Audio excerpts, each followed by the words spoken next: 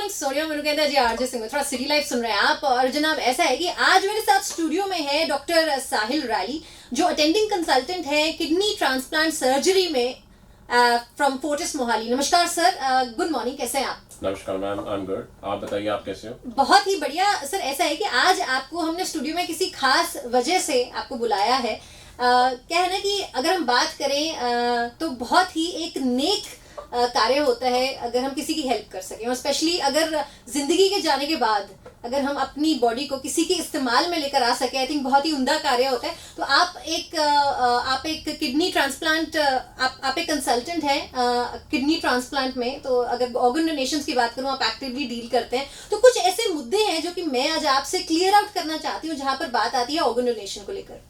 बिल्कुल मैम, आप बताइए कैसे मुझसे क्लियर आउट करना तो चाहते हैं। सबसे पहला प्रश्न डॉक्टर साहिल आपसे पूछना चाहूंगी कि जो ऑर्गन डोनेशन होता है, ऑफकोर्स हमें पता है कि वो जैसे कि नाम कहता है ऑर्गन डोनेशन, कि हम एक ऑर्गन को दूसरी इंसान में हम उसको फिट करते हैं या फिर उसमें डालते हैं। बट मेडिकल टर्म्स में, आपकी टर्म्स में क्या होता है organ donation? Ma'am, organ donation basically हम उसे कहते हैं, इस प्रक्रिया को कहते हैं जिसमें एक इंसान अपने मरने के बाद अपनी मर्जी से अपने शरीर के अंग दान करता है, ताकि उन अंगों को किसी और के शरीर में डाल के उनको जिंदगी दी जा सके। जी बिल्कुल, तो इसको हम अंगदान कहते हैं। क्या बात है, बहुत ही उम्दा कार्य है। लेकिन इसके साथ बहुत सारे मिथ्स भी जुड़े हुए हैं, उसके ऊपर आपके साथ बातें करना आज बहुत ही एक इम्पोर्टेंट मुद्दा है जिसके बारे में हमने काफी कुछ सुना तो हुआ है, और वो मुद्दा है ऑर्गन डोनेशन का, लेकिन अभी भी इसके ऊपर क्लैरिटी नहीं है। तो ब्रेक पे जाने से पहले मैंने आपसे ऑर्गन डोनेशन की उसका एक मतलब पूछा था, लेकिन जहां पर बात आती है इसके प्रोसेस की, तो कितना डिफिकल्ट या कितना आसान होता है, अगर आप मुझे कुछ शब्दों में बता सकें। मैम, जो इसका प्रोसेस होता है उसमें हमें कम से कम 2 से 3 दिन लग जाते हैं इस प्रोसेस को पूरा करने में। ओके। क्योंकि इसमें हम एक पेशेंट को ब्रेन डेड डिक्लेयर करते हैं, जिसमें दो टाइम में एक चार डॉक्टर्स की टीम बैठती है 2 टाइम के लिए, जो 6 घंटे के इंटरवल पे बैठती है। ठीक है जी।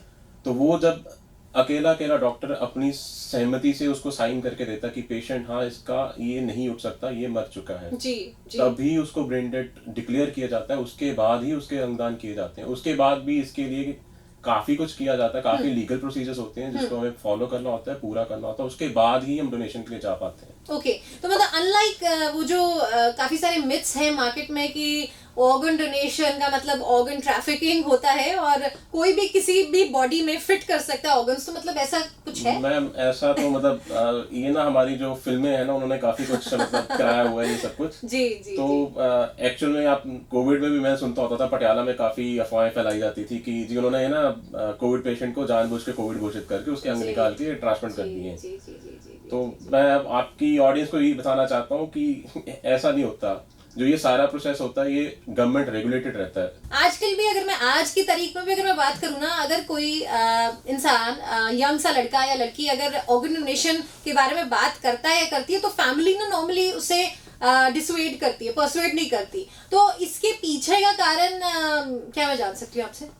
मैम, जब हमने ये प्रोसेस शुरू किया, उसमें जो हमें कारण नजर आए, जब हमने ये लोगों से बात करी इस मुद्दे पे, तो कुछ लोगों का कहना था कि जी अगले जन्म में ना आप जो अंग दान कर देते हो, अगले जन्म में आपको अंग नहीं मिलता। ओके।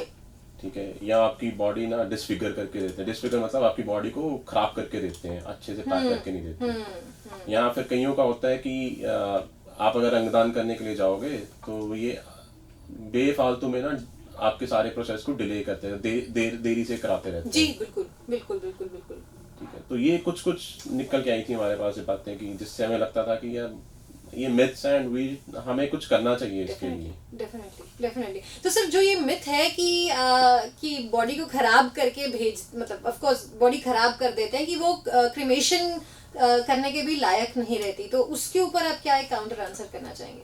मैम, आपने अगर सुना होगा, कोई भी किसी भी इंसान का अगर एक्सीडेंट हो जाता है, उसमें उसकी मृत्यु हो जाती है, तो पोस्टमार्टम सबका होना लाजमी है।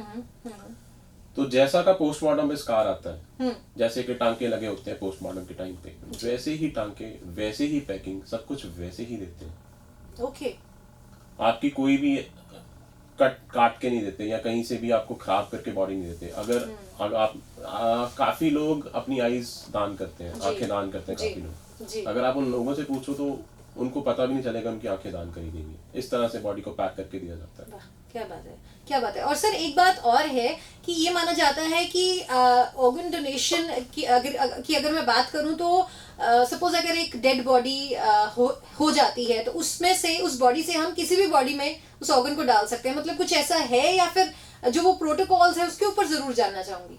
मैम ऐसा है कि अगर आपको अंगदान के लिए किसी को बढ़ाना है या अंगदान के लिए किसी को भी ट्रांसप्लांट के लिए मैच्योर करना है तो उस प्रोसेस को कम से कम 2 से 3 दिन का टाइम लग जाता है। हमें टाइम लग जाता है जी पूरा करने के लिए, जी। इतनी फॉर्मेलिटीज होती हैं उसमें। और अगर आप, मेरे पास भी कई फोन आते हैं कि लोग पूछते हैं कि जी हमारा पेशेंट ऐसे ऐसे इस जगह पे मर गया है जी, तो आप उसके अंग निकाल के हमें डाल दो। हाँ जी। तो मैं इस बात पे बताना चाहूंगा कि एक तो जो पेशेंट हॉस्पिटल के बाहर मर गया है, एक तो उसके अंग निकाल नहीं सकते आप। ओके, स्पेशली अगर हम ऑर्गन डोनेशन की बात करें, हाँ। To give life to somebody, तो जी। उसके अंग यूज कर ही नहीं सकते, वो यूज के करने के लायक ही नहीं रहते। ओके, ओके, अगर वो आपको ऐसे के अंग यूज करने जिसमें एक मरीज की जो दिल का दौरा बंद हो चुका है, अगर वैसे के अंग आपको यूज भी करने हैं तो उसके लिए सिर्फ और सिर्फ आधे घंटे का टाइम मिलता है आपको। ओके, अगर आप आधे घंटे में उस बंदे के अंग निकाल सकते हो तभी वो ऑर्गन यूज करने के लायक बचते हैं। अच्छा। अगर वो प्रोसेस आधे घंटे से ऊपर हो जाता तो वो आप निकाल ही नहीं सकते। निकाल ही नहीं सकते बेसिकली, निकाल नहीं सकते, मतलब निकालने को तो निकाल लो बट आप उसको यूज नहीं कर सकते, उसको ट्रांसप्लांट के लहजे से यूज नहीं कर सकते, वो हम खराब हो जाते हैं। बिल्कुल बिल्कुल। तो सर ऐसा है जी कि हम ऑर्गन डोनेशन के ऊपर में बात कर रहे हैं, अंगदान के ऊपर में बात कर रहे हैं, लेकिन इसमें क्या प्रोसेसेस, क्या स्टेप्स का फॉलो किया जाता है, आई थिंक वो जानना बहुत जरूरी है। तो उसके ऊपर अगर आप थोड़ा सा कुछ बता सके। मैम ऐसा होता है कि अगर कोई भी पेशेंट, कोई एक्सीडेंटल, किसी का एक्सीडेंट हो गया है, वो सुर्त उसकी खो चुका है एंड डॉक्टर्स को देखने के बाद ऐसा लगता है कि उसके दोबारा से वापस सही हालात में पहुंचना है या दोबारा से होश में आने के चांसेस बहुत ही कम है या ना के बराबर ही है। वैसे तो ना के बराबर चांसेस होते हैं तभी हम ऑर्गन डोनेशन के लिए जा पाते हैं। okay. तो सबसे पहले एक प्राइमरी कंसल्टेंट जो भी आपका डॉक्टर है जो देख रहा है आप पेशेंट को, सबसे पहले वो देखता है। अगर उसे लगता है कि पेशेंट बाहर नहीं आ सकता इस कोमा से, कोमा नहीं कह सकते इसको, मतलब इस कंडीशन से, जो बेहोशी की कंडीशन से बाहर नहीं आ सकता जी। और इसका दिमाग का जो खून का दौरा दिमाग में वो रुक चुका है जी, तब वो हमें एक अलर्ट भेजता है कि ये पेशेंट, इसके जीवित होने के चांसेस नहीं है जी, ये आगे लाइफ को नहीं कंटिन्यू कर सकता जी। तो फिर वो एक अलर्ट भेजता है जिसके बाद, उस अलर्ट के बाद हम उसके घर वालों को या उसके परिजनों को हम बताते हैं कि आपके पेशेंट की ये कंडीशन है और एक तरह से वो वापस नहीं जिंदगी कंटिन्यू करने वाला, वो मर चुके हैं। बट हाँ, जो भी उसका दिल चल रहा है या सांसें चल रही हैं तो वो एक आर्टिफिशियल साह वाली मशीन के साथ या दवाइयों के साथ चल रही है जी। तो उस टाइम पे हम पेशेंट के परिजनों को ये न्यूज़ देते हैं एंड उसके बाद अगर वो परमिट करें, अगर वो बोले हाँ इस चीज़ के लिए ठीक है, अगर वो एक्सेप्ट करते हैं कि हाँ आप आगे बढ़ सकते हो, उनसे प्रॉपर कंसेंट लिया जाता है। अगर ब्रेन डेड भी डिक्लेयर करना है किसी को तो उसके लिए भी कंसेंट लिया जाता है। जी बिल्कुल। तो अगर वो कंसेंट करता है इसके लिए तो फिर हमारी हॉस्पिटल से और एक स्टेट गवर्नमेंट की तरफ से एक डॉक्टर अपॉइंटेड होता है। वो 4 डॉक्टर्स की टीम होती है जो एक पेशेंट को 6 घंटे के समय में डिक्लेयर करते हैं कि ये जो पेशेंट है ये मर चुका है, दिमागी तौर पे मर चुका है और इसके उठने के चांसेस ना बराबर है। जी जी। अगर वो सारे डॉक्टर्स अपनी रजामंदी दें तभी ये उसको ब्रेन डेड डिक्लेयर किया जा सकता है। अगर एक भी डॉक्टर को लगे कि नहीं ये पेशेंट के जीने के चांसेस हैं या 1% चांस भी है कि ये वापस जीवित हो सकता है जी, और वो ना साइन करे, हाँ, तो उस पेशेंट को डिक्लेयर किया ही नहीं जा सकता। Okay, alright. और ये पूरे प्रोसेस को करने के लिए कम से कम 1 दिन का समय तो यहीं पे लग जाता है और टोटल 2 से 3 दिन का समय लगता है अगर हमें ऑर्गन ट्रांसप्लांट तक जाना है। ऑलराइट।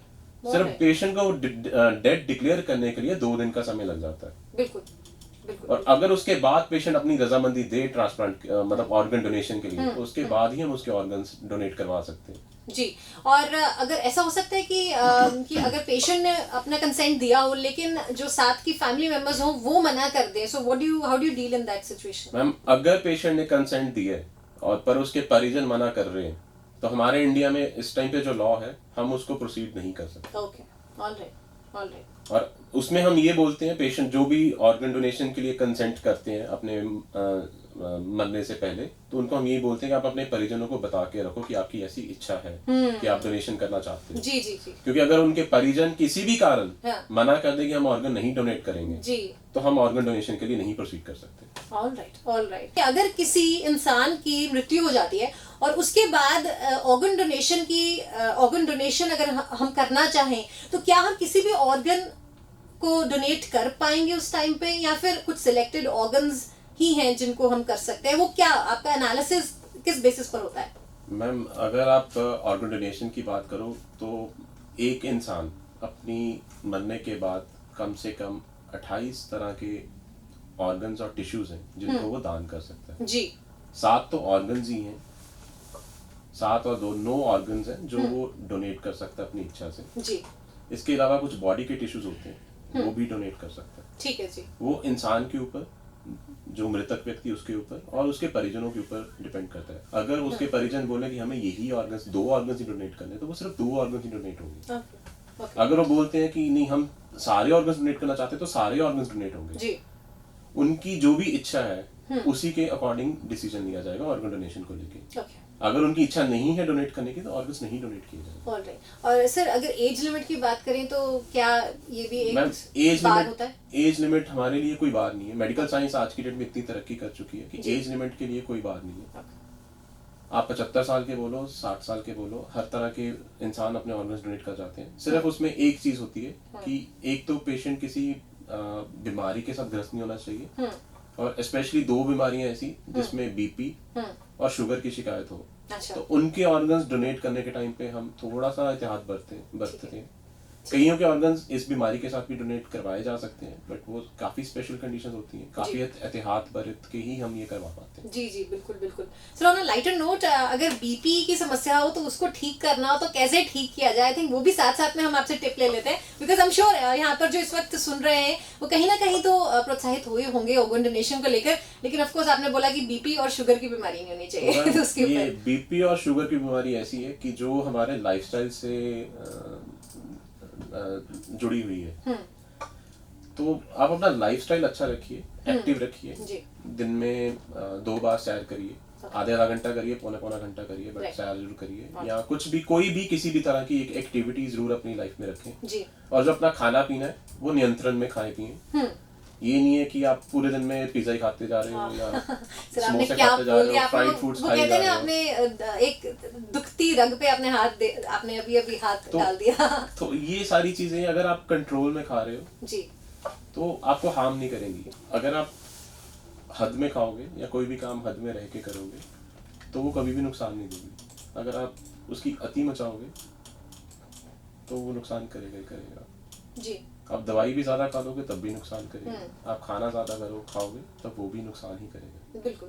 तो अगर आप हर चीज को हद में रह के, लिमिट में रह के खाओगे तो आपको कभी नुकसान नहीं करेगा। और बीपी और शुगर को कंट्रोल करने का तरीका यही है, खाना कम खाओ, उतना ही खाओ जितना बॉडी को जरूरत है। ज्यादा खाओगे तो मोटे हो जाओगे जी। मोटे हो जाओगे तो 10 बीमारियां साथ लेके आओगे। बिल्कुल बिल्कुल बिल्कुल। और अगर हम आजकल की बात करें तो आई थिंक हम काफी हद तक हम इस टॉपिक के ऊपर क्लियर हैं, जहाँ पर बात आती है हेल्थ को अच्छा रखने। और जो हमारी जो यंगर जनरेशन जो हम देख रहे हैं तो वो इस चीज को लेके काफी एक्टिव है जी।